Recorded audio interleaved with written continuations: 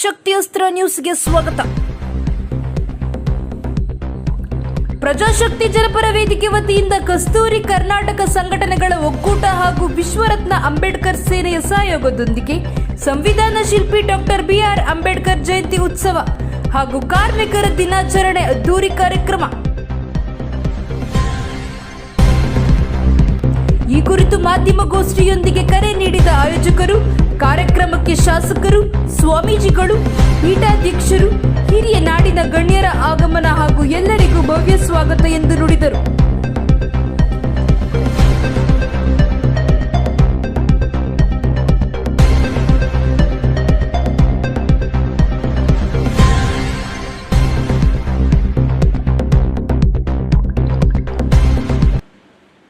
ಜೈ ಭೀಮ್ ಬಂಧುಗಳೇ, ಪ್ರಜಾಶಕ್ತಿ ಜನಪರ ವೇದಿಕೆಯ ಸಂಸ್ಥಾಪಕ ರಾಜ್ಯಾಧ್ಯಕ್ಷರಾದ ರಮೇಶ್ ಎನ್ ಆದ ನಾನು ಪ್ರಜಾಶಕ್ತಿ ಜನಪರ ವೇದಿಕೆಯ ವತಿಯಿಂದ ವಿಶ್ವರತ್ನ ಭಾರತ ರತ್ನ ಡಾಕ್ಟರ್ ಬಿಆರ್ ಅಂಬೇಡ್ಕರ್ ಅವರ 135ನೇ ಜನ್ಮದಿನೋತ್ಸವವನ್ನು ಮತ್ತು ಕಾರ್ಮಿಕರ ದಿನಾಚರಣೆಯನ್ನು ಎರಡು ಒಮ್ಮತದಿಂದ ಒಂದೇ ವೇದಿಕೆಯಲ್ಲಿ ಆಚರಣೆ ಮಾಡಲಿದ್ದು, ಬಾಬಾ ಸಾಹೇಬ್ ಅಂಬೇಡ್ಕರ್ ಅವರ ಪ್ರತಿಮೆಯನ್ನು ಮೆರವಣಿಗೆ ಮಾಡುವ ಮುಖಾಂತರ, ಸಂಜೆ ವೇಳೆ ವೇದಿಕೆ ಕಾರ್ಯಕ್ರಮ ಮಾಡುವ ಮುಖಾಂತರ ಮತ್ತು ಹಲವಾರು ಗಣ್ಯರು ಮತ್ತು ಸ್ವಾಮೀಜಿಯವರು ಒಬ್ಬರು ಭಾಗವಹಿಸ್ತಾ ಇದ್ದಾರೆ.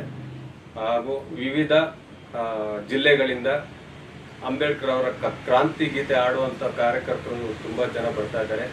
ತಾವುಗಳು ಎಲ್ಲರೂ ಸಹಕರಿಸಿ ಕಾರ್ಯಕ್ರಮವನ್ನು ಅದ್ದೂರಿಯಾಗಿ ಯಶಸ್ವಿ ಮಾಡಿಕೊಡ್ಬೇಕಂತೇಳಿ ತಮ್ಮಲ್ಲಿ ಮನವಿ ಮಾಡ್ತೀವಿ. ಎಲ್ಲರಿಗೂ ನಮಸ್ಕಾರ.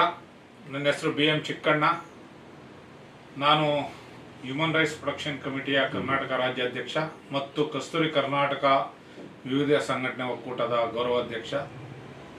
ಇದೇ ತಿಂಗಳು 10ನೇ ತಾರೀಕು ಪ್ರಜಾಶಕ್ತಿ ಜನಪರ ವೇದಿಕೆ ಮತ್ತು ಕಸ್ತೂರಿ ಕರ್ನಾಟಕ ಸಂಘಟನೆ ಒಕ್ಕೂಟ ಸಹಯೋಗದೊಂದಿಗೆ ಬಾಬಾ ಸಾಹೇಬ್ ಅಂಬೇಡ್ಕರ್ ಅವರ ಜಯಂತ್ಯೋತ್ಸವ ಮತ್ತು ಕಾರ್ಮಿಕ ದಿನಾಚರಣೆ ಪ್ರಯುಕ್ತ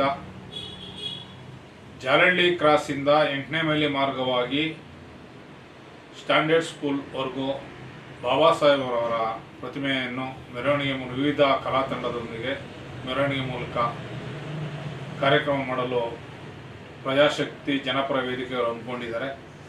ಆ ಕಾರ್ಯಕ್ರಮ ಯಶಸ್ವಿಯಾಗಲಿ ಎಂದು ಈ ಮೂಲಕ ನಾನು ಆಶಿಸುತ್ತೇನೆ. ಜೈ ಭೀಮ್ ಬಂಧುಗಳೇ, ಪ್ರಜಾಶಕ್ತಿ ಜನಪರ ವೇದಿಕೆಯ ಮಹಿಳಾ ರಾಜ್ಯಾಧ್ಯಕ್ಷರಾದ ರೇಖಾ.